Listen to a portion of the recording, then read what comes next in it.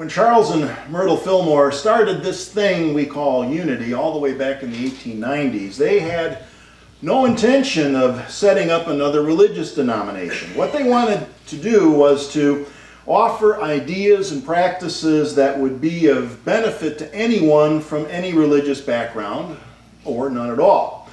And most importantly, they wanted people to be informed about the different practices, customs, and stories without being indoctrinated. So the dream was that unity would help Buddhists to be better Buddhists and Christians to be better Christians and so on.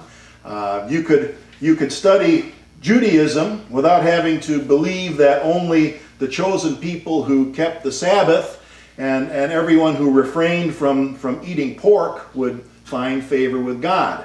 That last piece would be a real deal killer for me and a lot of people I know. I mean, no barbecue? Come on. That wouldn't work very well. You could study Hinduism without believing that human beings would be reincarnated as insects because of bad karma.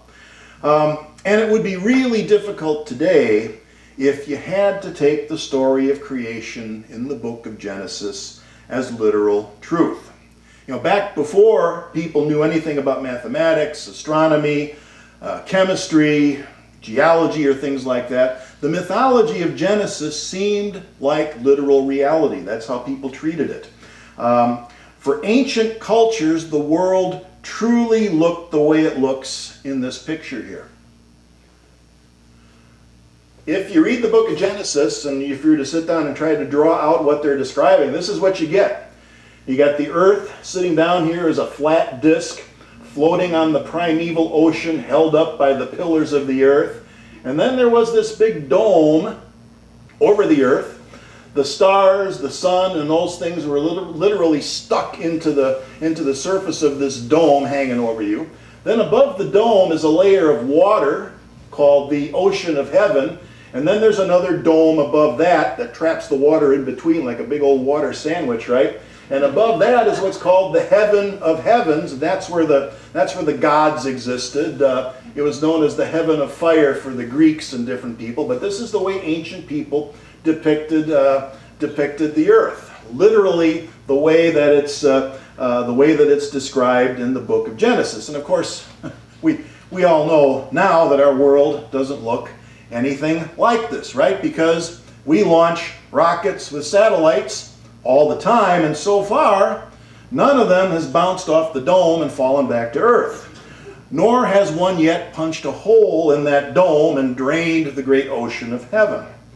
So, even though no thinking person takes this literally anymore, it's still part of the great story, because this is how our human ancestors tried to make sense and meaning out of the world that they saw around them. They used the tools and the information that they had at the time. And sometimes all they had was myth and metaphor to make meaning of their existence. So that's what they did. It's our history. Like it or not, this story is a part of who we are. It's a part of who we are today. The only reason this picture doesn't represent reality for us is because we discovered a greater truth. By right of consciousness. By right of consciousness, we were curious. One human being somewhere started watching the sky and studying the way the light seemed to move around, and finally realized that the myth didn't correspond to reality. And then someone else took that idea and took it a little bit farther and tested it and so on, and it spread like a virus. So, what do you do with the myth once it's been overtaken by reality? For some people, reality must be denied in favor of the myth. Meet Ken Ham. There he is.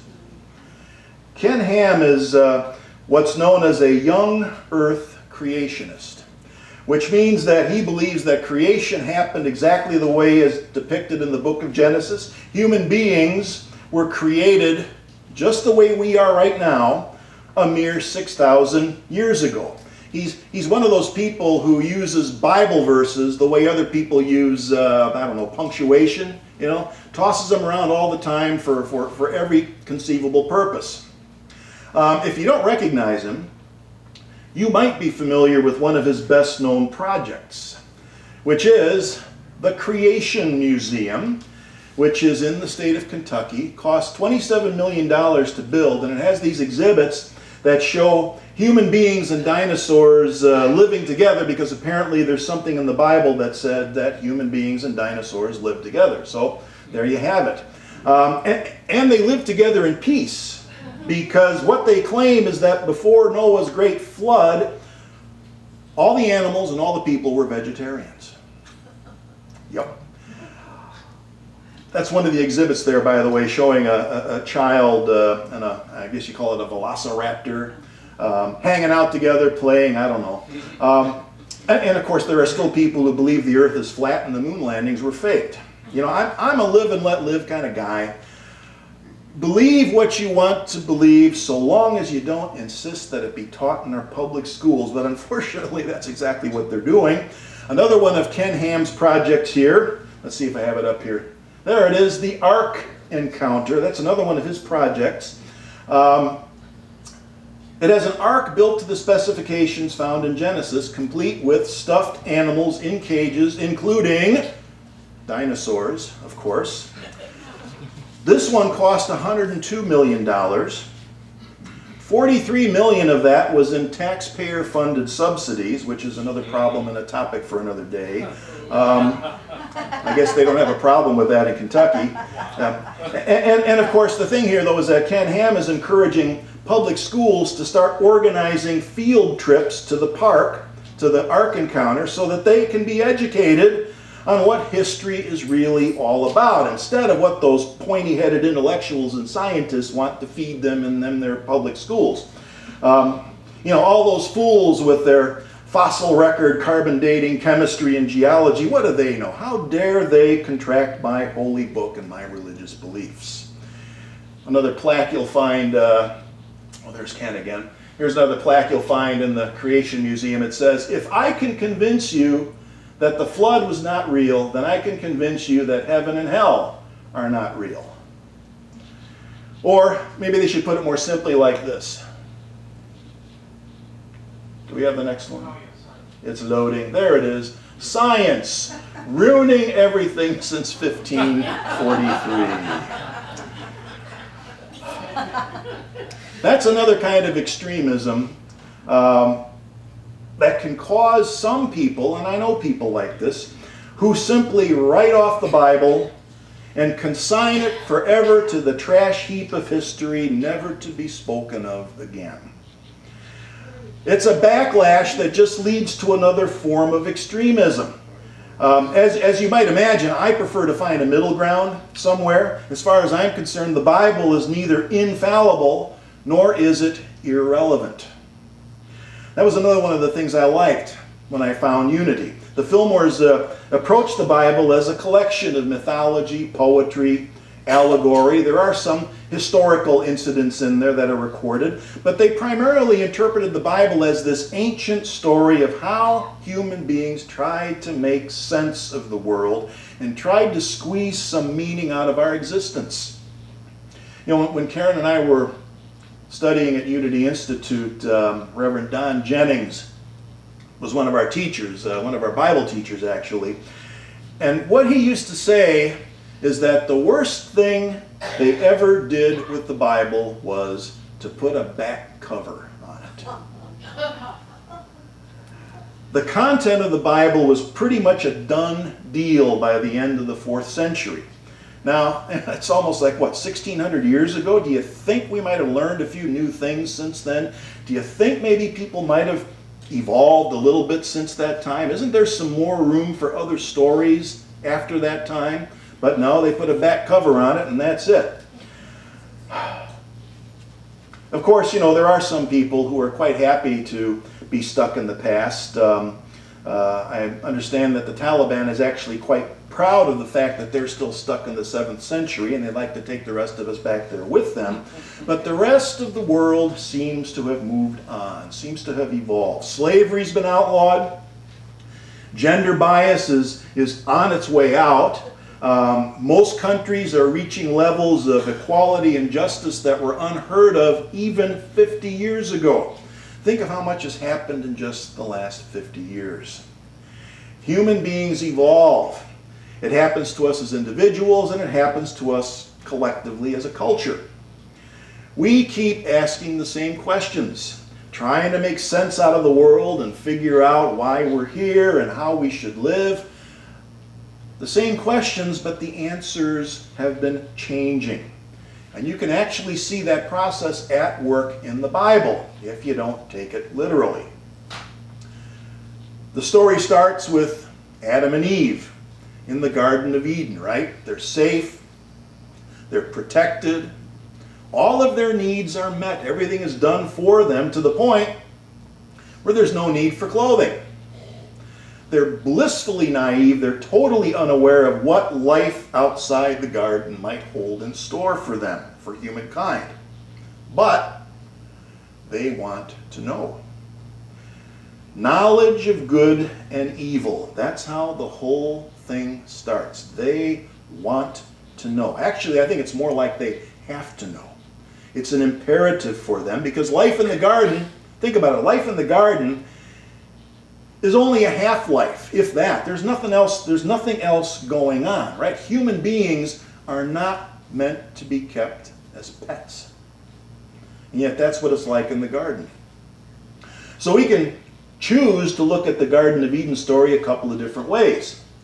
When Adam and Eve leave, one way to look at it is to see it as punishment for disobedience. Some people choose to see it that way, which as far as I'm concerned is the start of a very dysfunctional guilt trip.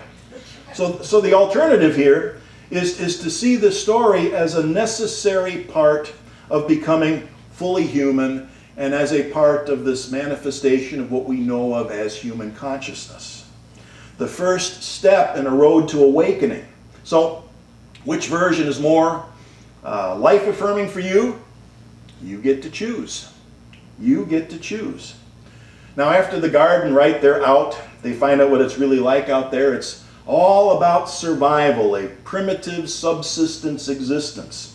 And once they learn how to survive, what do? They gather into tribes, literally the 12 tribes of Israel, which are dominated by magical and mythical beliefs. You've got sacrifices to a god who's depicted as some kind of an Iron Age warlord, which isn't too surprising considering the fact that these are Iron Age people who were ruled over by warlords. There's an all-powerful magical talisman called the Ark of the Covenant. There are leaders who can call down fire and part the sea and call down plagues and things like that. And then these tribes turn into an empire. You get into the age of kings. You get Saul and David and Solomon and so on. Imperial power leads to war, oppression, domination, and when things get so oppressive and violent, people start to enact laws and rules. The prophets come along and start haranguing the people, trying to keep the peace, because people can't thrive in the midst of that kind of constant power struggle and chaos. And so we see this story of things that fall apart and come together again, and so on and so forth. And all of that keeps going on, and eventually we get a challenge to that dysfunctional status quo in the form of this apocalyptic prophet from Nazareth named Jesus, who brings an entirely different message about how we should live, not based on power and greed and things like that. He questions everything, which is always the first step that's necessary in any process that's going to lead to transformation. And as I mentioned earlier, this is about the point where they put the back cover on the Bible. As if it all ended with Jesus and everyone lived happily ever after. Now, I hate to spoil the ending for anyone who doesn't know it, but they did not live happily ever after. Because about 30 years after Jesus was executed, the Romans got sick and tired of all the chaos and turmoil in Palestine, and they laid waste to Jerusalem, and they scattered the people of Israel to the four winds. No homeland until 1948. It's a long, long time.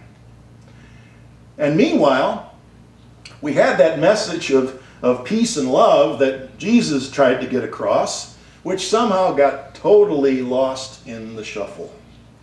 You know, instead of, after he died, instead of coming together and forming these supportive communities that celebrated love, it took them no more than a couple hundred years to start arguing over ideology and what was the proper and orthodox way to be a follower of Jesus.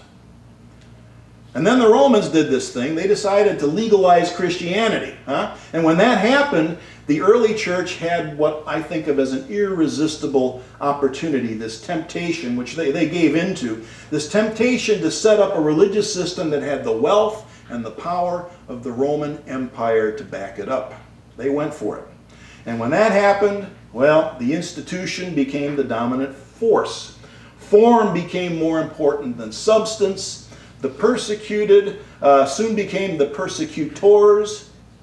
Crusades, inquisitions, Calvinism, slavery, genocide, manifest destiny.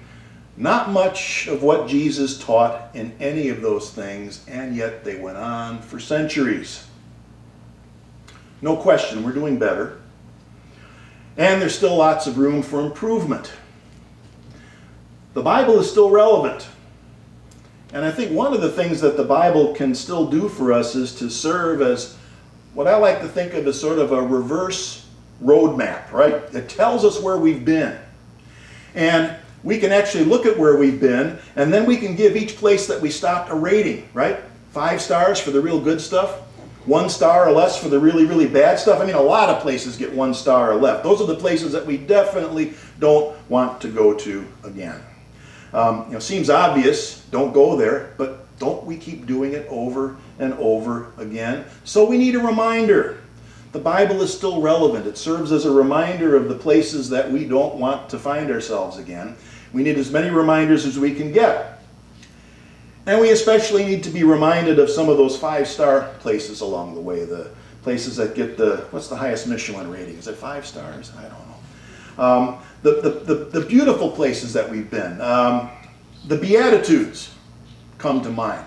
They get a 5-star rating. In fact, here's the thing. Instead of, everybody wants to post the 10 Commandments outside our courthouses, or in some cases inside our courtrooms. Instead of the 10 Commandments, why don't we use the Beatitudes? I don't get it. Or else you've got, in some public schools now, they've mandated that they post "In God We Trust" in public schools. Guess what state that's happening in? Kentucky, once again. I don't mean to pick on Kentucky this morning. I like Kentucky. It's a beautiful state. I spent a summer hitchhiking through Kentucky after I graduated from high school doing various service projects and things, and I love the people there. But for some reason, this stuff keeps happening in Kentucky. So instead of "In God We Trust" in our public schools, how about putting this one in there? Something that Jesus supposedly actually said, like, love your neighbor as yourself, right? So there are a lot of good things that we can still find in the Bible. Let's maintain that middle ground. Let's not throw out the myth and the metaphor, and let's remember that it still has meaning today and can help us to continue that evolutionary journey that we got started on. And we'll continue that journey next week. See you then.